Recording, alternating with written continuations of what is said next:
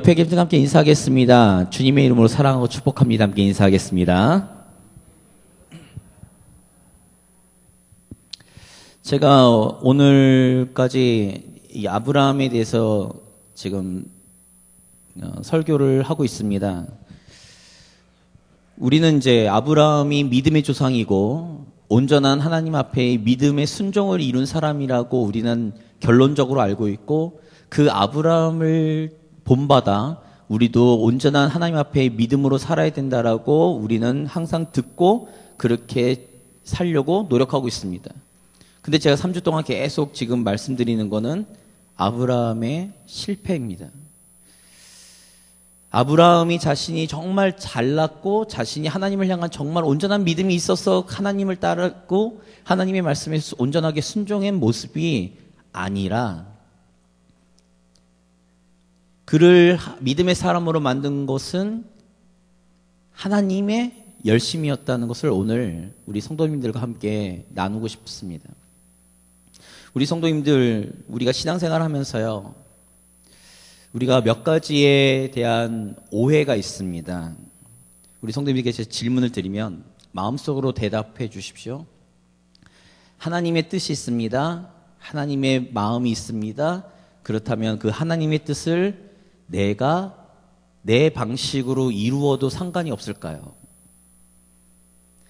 이것이 하나님의 뜻이라고 하면 나의 인간적인 수단과 인간적인 방법을 다 동원해서라도 나는 이 하나님의 뜻을 이루는 것이 맞을까요? 두 번째로 생각하실 것은 이겁니다. 우리가 하나님 앞에, 우리가 믿음으로 하나님 앞에 나아간다는데 우리의 믿음은 과연 어느 정도일까? 정말로 우리는 하나님을 온전하게 믿고 있는가? 라는 거예요. 두 가지의 이 질문에 우리는 항상 첫 번째 질문에는 하나님의 뜻을 이루는 거에 너무 집착하다 보니 내가 하나님을 향한 그 열심 때문에 하나님의 방식이 아닌 하나님께서 일하실 공간이 없이 내 방식대로 내 방법대로 그 일을 이루어야 된다라고 착각할 때가 있습니다. 두 번째 질문에 나는 온전하게 하나님을 믿고 있습니다 라고 이야기를 하지만 내 삶 가운데 하나님을 향한 신뢰와 하나님을 의지하는 그 믿음의 순간이 닥쳤을 때 나는 하나님에 대한 것들을 불신한다는 것을 우리는 인지하지 못하고 있다는 거죠. 그래서 우리에게 제가 항상 설교 때 특히 아브라함의 믿음에 관련된 본문을 가지고 설교할 때는 항상 이렇게 말씀드립니다. 우리의 믿음은 우리가 잘 나가고 우리에게 아무 문제 없을 때 보여지는 것이 아니라 우리가 고난을 당하고 어려움을 당할 그 시점에, 그때에 보여주는 것이 믿음이라고요. 아브라함은 그것을 보여줬습니다. 아브라함은 그 믿음이 있었어요. 근데 우리는 자꾸만 그 믿음을 고난 중에 하나님께서 나에게 그런 조건을 주셨고 내 기도에 응답하지 않으셨기 때문에 내 믿음이 흔들린다고 생각하는 거죠. 모든 원인을 하나님께로 두고 있습니다. 하나님이 내게 안 해주셨기 때문에, 지난주 제가 아브라함에 대한 15장에 대한 말씀을 하면서 그랬겠죠. 아브라함에게 하나님이 씨를 주지 아니하셨기에, 나에게 씨를 주지 아니하셨기에 나에게는 자손이 없지 않습니까? 라고 이야기했던 그 모습. 우리도 동일하게 그 모습을 갖고 있습니다. 우리 성도님들에게 제가 질문 드리고 마음속으로 답을 하셨으니 지금부터 제가 이 부분, 첫 번째, 두 번째의 질문에 대한 오늘 아브라함의 태도에 대해서 살펴보려고 합니다. 이 17장을 이해하기 전에 그 전에 15장에 하나님과 약속했잖아요. 제가 지난주에 말씀드렸던 것처럼. 그리고 나서 아브라함이 행했던 일이 있습니다. 가만히 봤더니, 특히 사라가요. 가만히 봤더니 자기가 아이를 낳을 수가 없어요. 아브라함을 봤더니 아브라함은 그래도 아이를 낳을 수 있는 몸이에요. 그래서 무엇을 하죠? 자신의 몸종인 하갈을 줍니다. 그리고는 하갈을 통해서 이스마엘을 낳아요. 그런데 오늘 하나님께서 나타나셨어요. 자, 말씀 보겠습니다. 1절에서부터 우리 말씀을 볼까요? 1절에서 길지만 8절까지 같이 읽겠습니다. 아브라함이 99세 때에 여호와께서 아브라함에게 나타나서 그에게 이르시되 나는 전능한 하나님이라 너는 내 앞에서 행하여 완전하라. 내가 언약을 나와 너 사이에 두어 너를 크게 번성하게 하리라 하시니 아브라함이 엎드렸더니 하나님이 또 그에게 말씀하여 이르시되 보라 내 언약이 너와 함께 있으니 너는 여러 민족의 아버지가 될지라. 이제 후로는 내 이름을 아브라함이라 하지 아니하고 아브라함이라 하리니 이는 내가 너를 여러 민족의 아버지가 되게 함이니라. 내가 너로 심히 번성하게 하리니 내가 내게서 민족들이 나게 하며 왕들이 내게로부터 나오리라. 내가 내 언약을 나와 너 및 내 대대 후손 사이에 세워서 영원한 언약을 삼고 너와 내 후손의 하나님이 되리라. 내가 너와 내 후손에게 내가 거류하는 이 땅 곧 가나안 온 땅을 주어 영원한 기업이 되게 하고 나는 그들의 하나님이 되리라. 아브라함의 태도가 변했어요. 지난주에 봤던 15장까지는 하나님께서 야 너에게 많은 자손을 줄 거야 라고 했더니 아브라함이 하나님 내게 하나님께서 씨를 주지 않았는데 무슨 자손입니까? 이렇게 대들었잖아요. 근데 오늘은요 말씀을 보니까 3절에 하나님이 딱 말씀하시니까 아브라함이 엎드립니다. 그리고는 하나님께서 약속하셨던 12장, 15장 계속 하나님께서 아브라함에게 말씀하셨던 그 약속의 말씀을 쭉 계속하세요. 너가 너를 통해서 네 자손을 통해서 큰 민족을 이루고 너는 모든 왕들의 아비가 될 것이다. 그리고 네가 거주하고 있는 지금 가나안 땅을 너희 후손들에게 주어서 영원토록 내 민족이 되게 하리라. 나는 너희의 하나님이 되고 너희는 나의 백성이 되어라. 이렇게 말씀하시죠. 아브라함이 묵묵하게 듣습니다. 왜 묵묵하게 듣는 줄 아십니까? 아브라함에게는 하나님께서 약속하셨던 아들이라고 생각했던 이스마엘이 있어요. 이스마엘을 통해서 이스마엘이 자신의 씨니까 그러니까 이스마엘을 통해서 무슨 일이 하나님께서 이루시는 그 이야기들 약속하셨던 그 말씀들은 이루어질 거라는 믿음이 있었습니다. 그러니 아브라함이 하나님 앞에 무릎 꿇고서 하나님의 말씀을 경청하고 있는 거죠. 이스마엘을 통해서 지금 13살 됐는데 이 13년 동안 이스마엘을 보면서 아브라함은 계속 하나님의 말씀, 언약의 말씀이 성취될 것이라는 믿음이 있었습니다.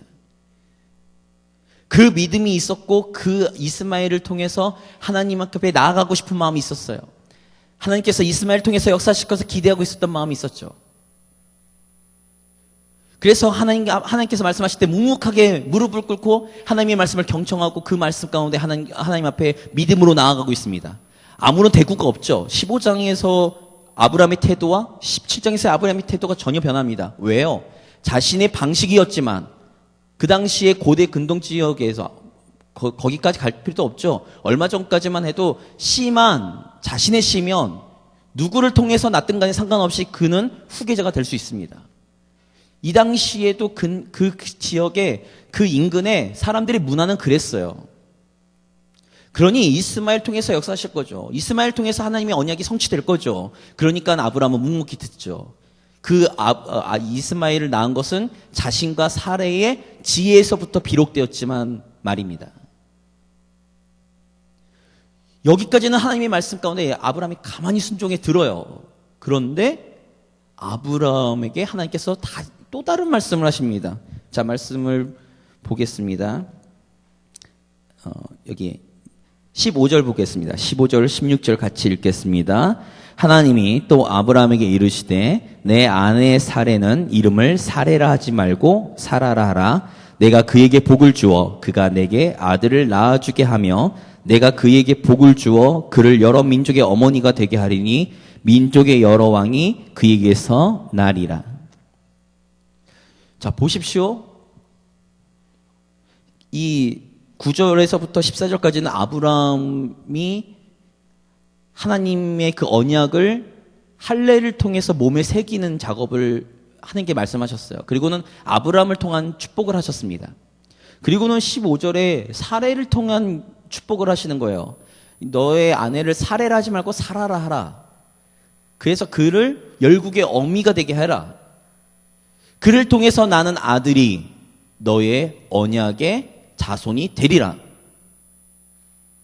지금까지는 아브라함이 하갈을 통해서 나는 아들이었지만 이스마엘 통해서 하나님께서 이 언약의 말씀들을 성취하실 줄 알았어요.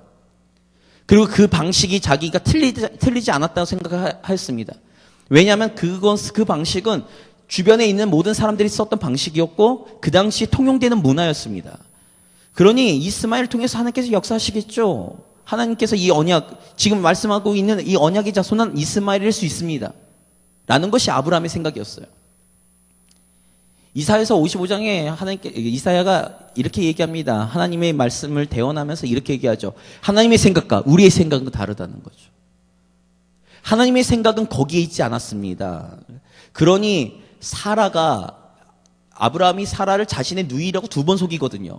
2번 속일 때마다 하나님께서 사라의 몸을 건드리지 아니하고 그를 하나님께서 역사하셔서 끄집어 오신 이유가 뭐냐면 하나님은 아브라함과 사라를 통한 하나님의 계획이 있으셨던 거였죠. 그래서 사라를 보호하셨습니다. 첩을 통한 자식이 아닌 정실 부인, 정말로 정통한 그 사라와 아브라함 사이에서 난 아이를 통해서 하나님께서 역사하고 싶었던 거였죠. 그랬더니 그 전까지는 아브라함이 하나님의 말씀을 경청했습니다. 그리고 그것을 믿음으로 받아들이고 있었습니다. 그런데 지금 말씀을 하나님께서 하셨더니 아브라함의 반응이 이렇습니다. 말씀 봅니다. 17절 같이 읽겠습니다.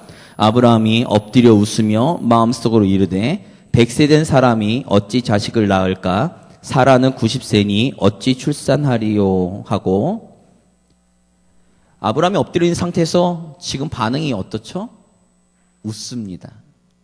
이게 어떤 의미일까요? 자신은 이제 99세예요. 그리고 사라는 90세입니다. 아이를 낳을 수 있습니까? 없습니까? 했을 때 아브라함은 없다는 거예요. 모든 사람들, 그 당시에 모든 사람들, 지금도 마찬가지지만 그 나이에 아이를 낳을 수 없죠. 그에게 하나님의 말씀은 절망입니다. 이건 가능성이 없는 얘기예요. 누구 입장에서요?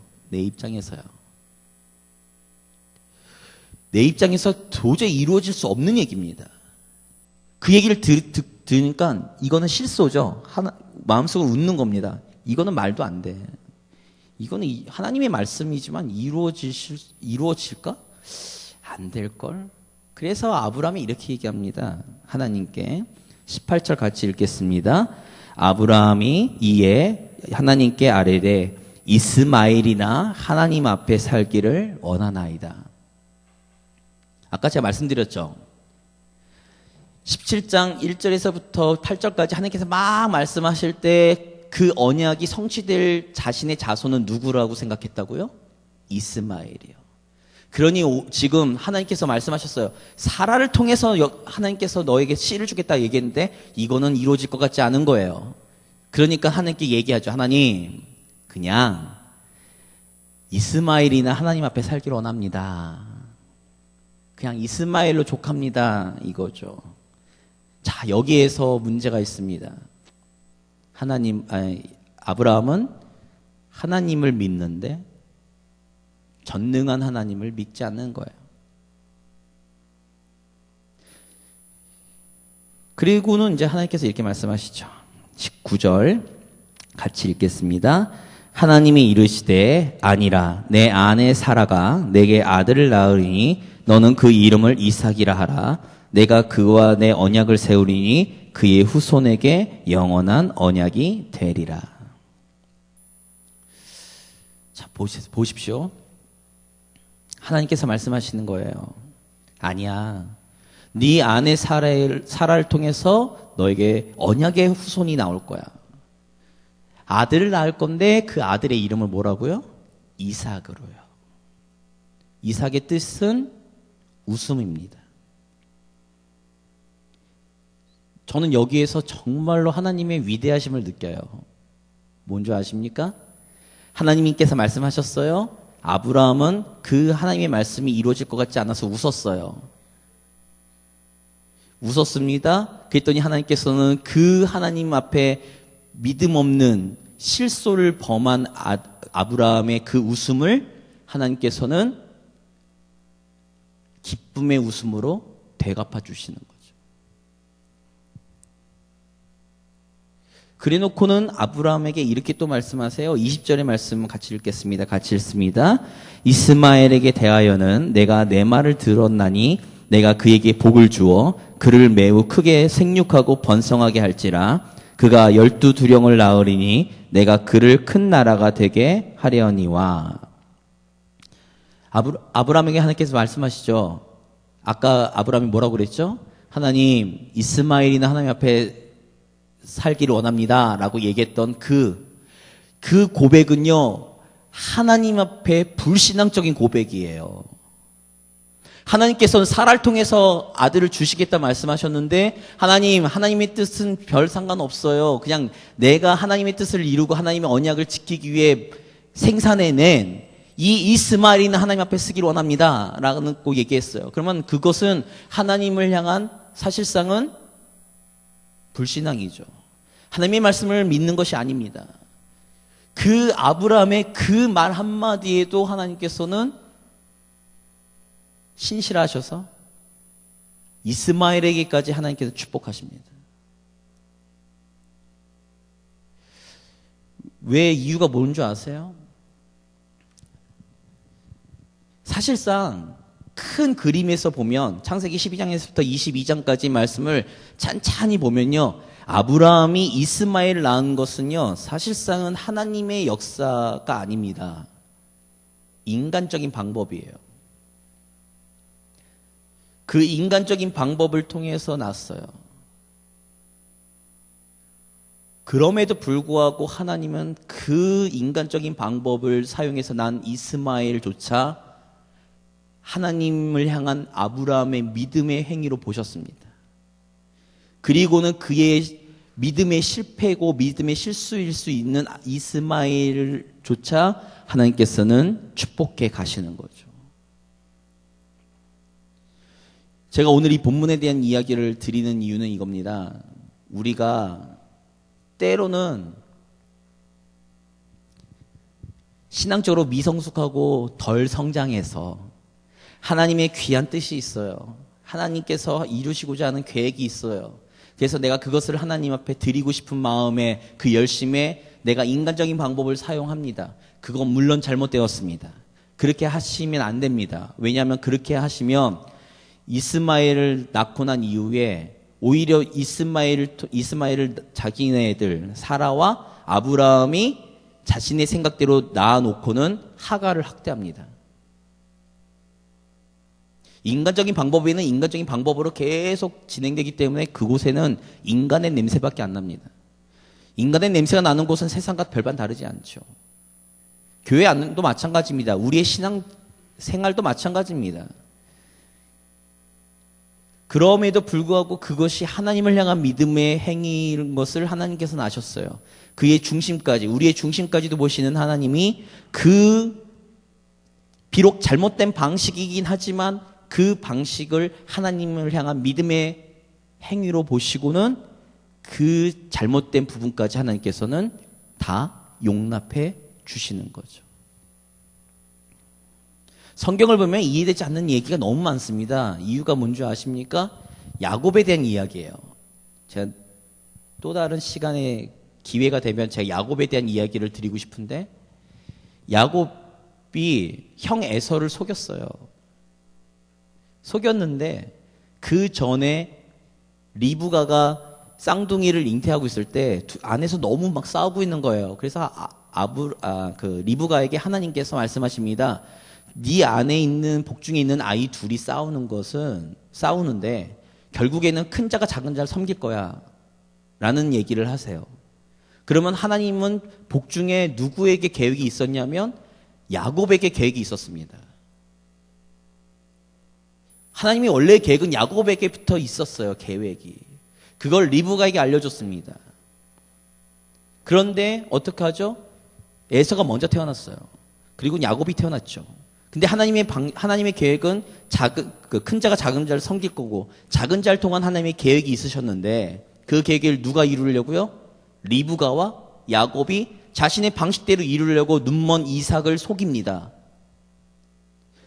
그들은 하나님의 계획을 들었어요. 하나님의 뜻을 알았어요. 그런데 그 방식을 자신의 방식대로 이루려고 했죠. 그래 놓고는 어떻게 되죠? 20년 동안 라반의 집에 있습니다.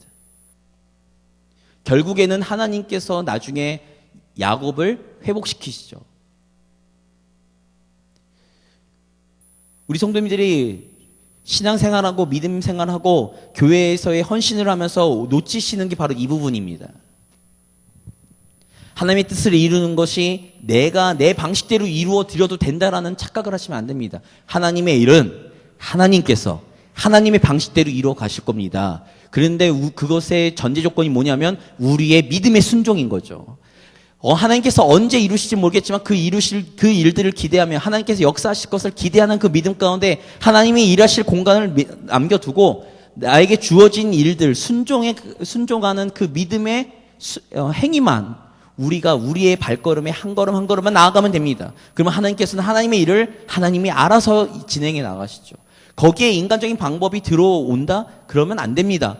그러나 비록 그 인간적인 방법이 들어온다 할지라도 그 인간적인 방법까지도 하나님께서 사용하셔서 로마서에 말씀하신 것처럼 모든 것을 합력할 선을 이루시는 하나님께서 저와 우리 성도님들의 삶의 실패까지도 실수까지도 하나님께서는 우리의 믿음의 온전한 모습으로 바꿔가실 줄 믿으시기 바랍니다. 아브라함을 아브라함으로 만드신 거는요, 아브라함의 열심이 아니었어요. 하나님의 열심입니다.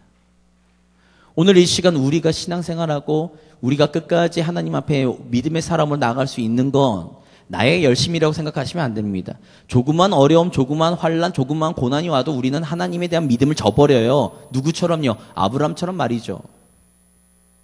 지금도 보십시오. 아브라함은 12장, 15장, 17장 사실 더 세부적으로 우리 성도님과 나누고 싶은데 시간이 없으니 이 세부적으로 보면 볼수록 아브라함은요, 우리의 모습과 별반 다르지 않아요. 하나님께서 조금 해주면, 요만큼 해주면 그만큼의 믿음이 성장하고, 요만큼 해주면 믿음이 그만큼 성장하고, 하나님께서 이렇게 해주시면 그만큼 성장하죠. 나중에 아브라함이 22장에 하나님 앞에 이삭을 100세에 얻은 그 자신의 독생자인 그 이삭을 하나님께 바칠 수 있었던 근거가 뭔지 아십니까? 불가능했던, 자신이 생각했던 그 불가능한 일이 하나님의 놀라우신 역사하심과 섭리 가운데 이루어진 것을 보았거든요. 자신들은 아이를 생산해낼 수 없는 그 몸이 되었지만 하나님께서는 놀라운 기적으로 그들에게 아이를 허락하십니다. 아들을 허락하시죠. 그러니 그 놀라운 방식으로 이루신 하나님의 역사를 봤던 아브라함이 이삭을 바치는 것이 뭐 그렇게 어렵겠습니까? 하나님께서 자신이 생각하지 못한 방식으로 자신의 가치관과 자신의 그 상식을 뛰어넘는 하나님께서 역사하실 것을 그는 충분히 알았거든요. 맛봤거든요. 그러니까 하나님 앞에 이삭을 드릴 수 있었습니다.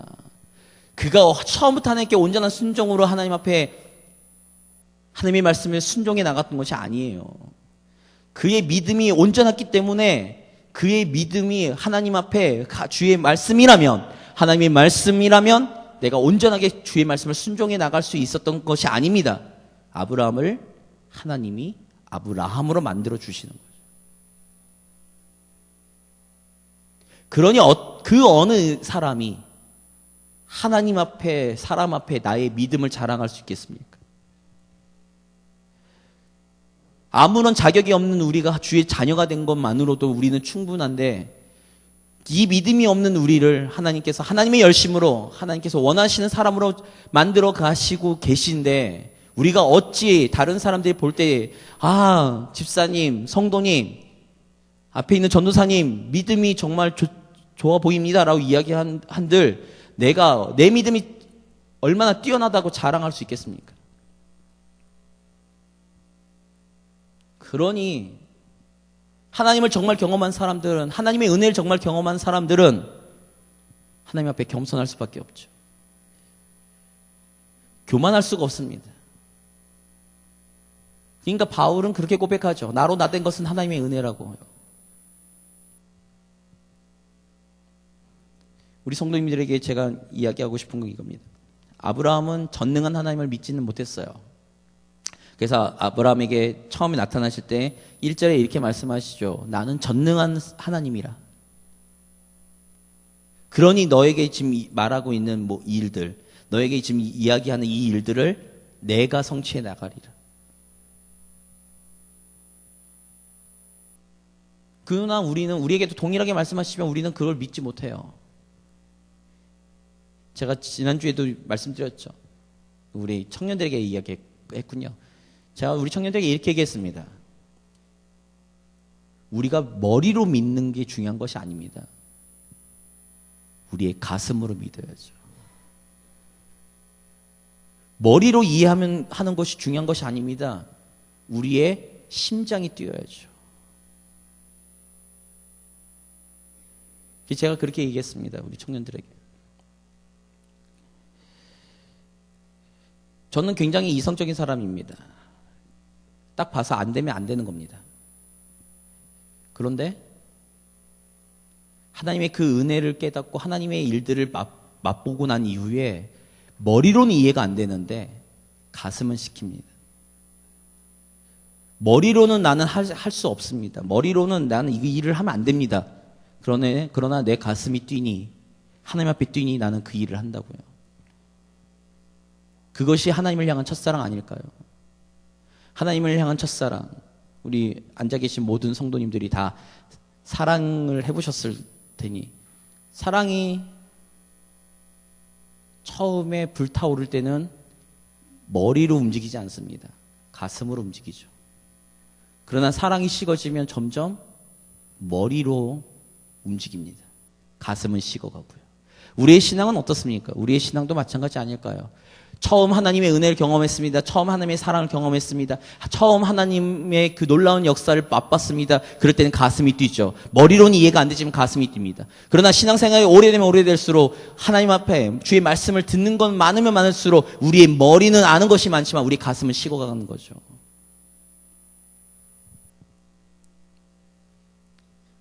우리의 열심이 아닙니다. 하나님의 열심이죠.